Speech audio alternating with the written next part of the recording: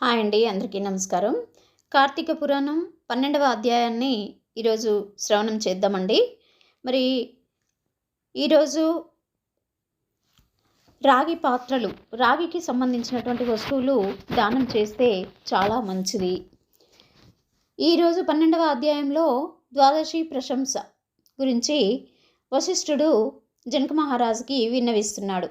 మహారాజా, కార్తీక మాసమున కార్తీక సోమవారమున కార్తీక ద్వాదశి వ్రతమును గురించి సాలగ్రామపు మహిమలను గురించి వివరించెదను, వినుమని వశిష్ఠ మహాముని ఈ విధంగా తెలియజేశారు.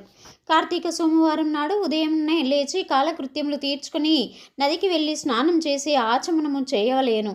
తర్వాత శక్తి కొలది బ్రాహ్మణునకు దానమిచ్చి ఆ రోజంతయు ఉపవాసం ఉండి సాయంకాలము శివాలయమునకు కానీ విష్ణువాలయమునకు కానీ వెళ్ళి దేవుని పూజించి నక్షత్ర దర్శనం చేసుకుని పిమ్మట భుజింపవలేను. ఈ విధంగా చేసిన వారికి సకల సంపదలు కలుగుటయే కాక మోక్షం కూడా పొందుతుంది. కార్తీక మాసంలో శని త్రయోదశి వచ్చిన ఎడల ఆ వ్రతం ఆచరించినచో 100 రెట్లు ఫలితం కలుగుతుంది. కార్తీక శుద్ధ ఏకాదశి రోజున పూర్ణోపవాసం ఉండి ఆ రాత్రి విష్ణువాలయంనకు వెళ్ళి శ్రీహరిని మనసారా ధ్యానించి శ్రీహరి సన్నిధిని పురాణ కాలక్షేపం చేసి మరునాడు బ్రాహ్మణ సమారాధన చేసిన 1,000,000 యజ్ఞముల ఫలితము కలుగుతుంది. ఈ విధంగా చేసిన వారులకు సూర్యగ్రహణ సమయమందు గంగా నదిలో స్నానము చేసి 1,000,000 బ్రాహ్మణులకు భోజన దానము చేసిన ఎంత పుణ్యము కలుగునో దానికంటే అధికముగా ఫలము కలుగుతుంది. కార్తీక శుద్ధ ద్వాదశి నాడు శ్రీమన్నారాయణుడు శేషపానుపు నుండి లేచును కనుక కార్తీక శుద్ధ ద్వాదశి వ్రతము విష్ణువునకు ఇష్టము.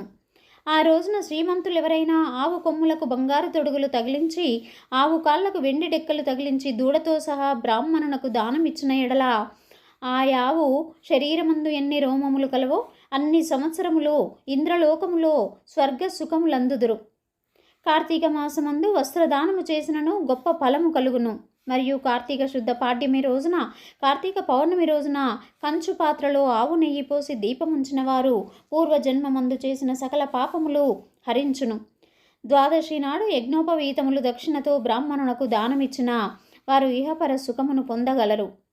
ద్వాదశి రోజున బంగారు తులసి చెట్టును కానీ సాలగ్రామమును కానీ ఒక బ్రాహ్మణునకు దానం ఇచ్చిన ఎడల 4 సముద్రాల మధ్యనున్న భూమిని దానం చేసిన ఫలితం కలుగుతుంది. దీనికి ఉదాహరణ ఒక కథ చెప్తాను. పూర్వము అఖండ గోదావరి నదీ తీరమందలి ఒకానొక పల్లెయందు ఒక వైశ్యుడు నివసించుచుండెను. వాడు మిగుల దురాశాపరుడై నిత్యము ధనమును కూడబెట్టుచు తాను అనుభవించక ఇతరులకు పెట్టక బీదలకు దాన ధర్మములు చేయక ఎల్లప్పుడూ పరనిందలతో తానే గొప్ప శ్రీమంతునిగా విర్రవీగుచు ఏ జీవికి కూడా ఉపకారమైనను చేయక పరుల ద్రవ్యము ఎటుల అపహరింతునా అను తలంపుతో కుత్సిత బుద్ధి కలిగి కాలము గడుపుచుండెను.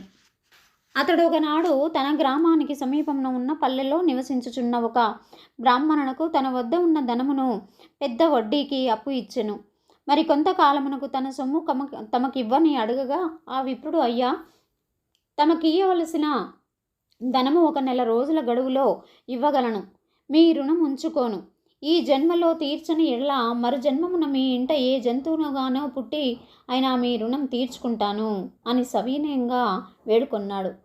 ఆ మాటలకు కోమటి మండిపడి, అట్లు వీలు లేదు, నా సొమ్ము నాకిప్పుడే ఇయ్యవలేను, లేని ఎడల నీ కంఠము నరికి వేయుదును అనే ఆవేశం కొలది వెనక ముందు ఆలోచించక తన మొలనున్న కత్తితో ఆ బ్రాహ్మణుని కుత్తుకను కోసెను.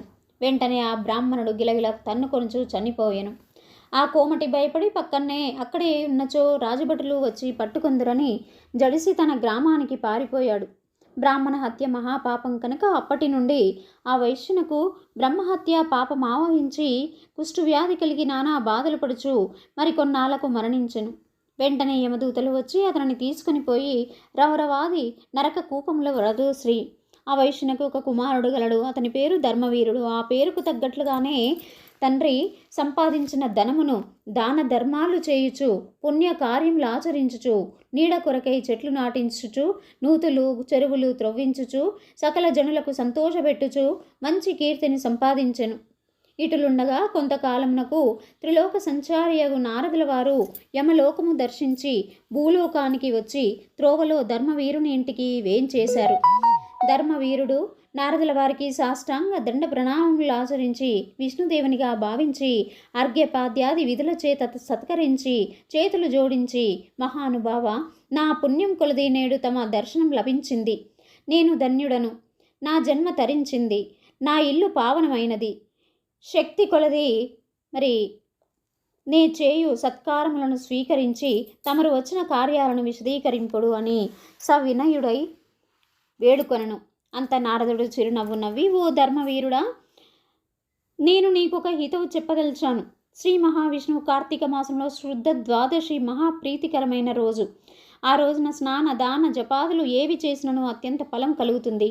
4 జాతులలో ఏ జాతి వారైనను, స్త్రీ అయినా, పురుషుడైనా, జారుడైనా, చోరుడైనా, పతివ్రత అయినా, వ్యభిచారిణి అయినా, కార్తీక శుద్ధ ద్వాదశి రోజున సూర్యుడు తులారాశి యందు ఉండగా నిష్ఠగా ఉపవాసం ఉండి సాలగ్రామ దానములు చేసిన ఎడల వెనుకటి జన్మలందు ఈ జన్మమందు చేసిన పాపములు పోవును. నీ తండ్రి యమలోకంలో మహా నరకము అనుభవించుచున్నాడు.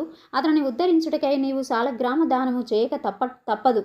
అట్లు చేసి నీ తండ్రి రుణం తీర్చుకొనుము అని చెప్పెను. అంతటా ధర్మవీరుడు, నారద మునివర్య, నేను గోదానము, భూదానము, హిరణ్యదానము మొదలగు మహాదానాలు చేశాను. కానీ అటువంటి దానాలు చేయగా నా తండ్రికి మోక్షము కలిగినప్పుడు సాలగ్రామం అనే రాతిని దానం చేసినంత మాత్రమున ఆయన ఎట్లు ఉద్ధరింపబడినా అని సంశయం కలుగుచున్నది. దీనివలన ఆకలి తీరుతుందా, దాహం తీరుతుందా, ఎందులకి దానం చేయవలేను. నేను ఈ సాలగ్రామ దానం మాత్రము చేయజాలనని నిష్కర్షగా చెప్పాడు ధర్మవీరుడు. మరి సాలగ్రామం అంటే ఏంటి? ఒక జలచరం వల్ల తయారవుతుంది. ఇవి నర్మదా నదీ తీరంలో దొరుకుతాయండి. నేపాల్లో ప్రవహించే గండకీ నదిలో దొరుకుతాయి ఈ సాలగ్రామాలు. ఆ నదిలో ఉండేటువంటి శిలలన్నీ కూడా సాలగ్రామాలు అంటారు. సాలగ్రామం కాలం ఎంత గడిస్తే అంత మహత్తరమైనటువంటి శక్తి వస్తుందంట సాలగ్రామానికి. మరి గండకీ నదీ ప్రాంతంలో దేవతలు తుమ్మెదల రూపంలో తిరుగుతూ ఉన్నప్పుడు విష్ణువును శిలాస్వరూపం ధరించమని బృందాదేవి కోరితే అప్పుడు విష్ణుమూర్తి శిలారూపం ధరించాడు. విష్ణు రూపాలే ఈ సాలగ్రామాలన్నీ కూడా, విష్ణు రూపాలే అండి. దీన్ని స్త్రీలు తాకరాదంటారు. ద్వాదశి నాడు మాత్రం స్త్రీలు కూడా సాలగ్రామం దానం చేయొచ్చు. ముక్తినాథ్ దగ్గర ఉంది గండకీ నది. సాలగ్రామంలో విష్ణువు ఉంటాడు అంటారు. ఇది ఒక విశేషమైనటువంటి రాయి. సాలగ్రామం అభిషేకించిన నీటిని సేవిస్తే ఎలాంటి అనారోగ్యాలు రావంటారు. మహత్తరమైనటువంటి శక్తియుక్తులు కలిగింది సాలగ్రామం అండి. ఇక ఇప్పుడు అధ్యాయానికి వస్తే, ధర్మవీరుని అవివేకానికి విచారించి, వైశ్యుడ, సాలగ్రామమును శిలా మాత్రముగా ఆలోచించితివి. అది శిల కాదు, శ్రీహరి యొక్క రూపము. అన్ని దానముల కంటే సాలగ్రామ దానము చేసినచో కలుగు ఫలమే గొప్పది. నీ తండ్రిని నరక బాధల నుండి విముక్తిని గావింప నెంచితివేని ఈ దానము తప్ప మరొక మార్గం లేదు అని చెప్పి నారదుడు వెడలిపోయెను. ధర్మవీరుడు ధనబలము కలవాడయ్యుండియు, దాన సామర్థ్యము కలిగియుండియు కూడా సాలగ్రామ దానము చేయలేదు. కొంతకాలమునకు అతడు చనిపోయెను. నారదుడు చెప్పిన హితబోధను పెడచెవిన పెట్టుట చేత మరణానంతరం 7 జన్మల యందు పులి అయి పుట్టి, మరి 3 జన్మలందు వానరమై పుట్టి, 5 జన్మలు ఎద్దుగా పుట్టి, 10 జన్మలు మానవ స్త్రీగా పుట్టి, 10 జన్మలు పందిగా జన్మించి ఉండెను. అందువల్లనే అంటారు కదండి, పెద్దలు చెప్పినటువంటి మాటను తప్పకుండా పాటించాలి అనేసి. పెద్దల మాట చద్దన్న మూట అంటారు.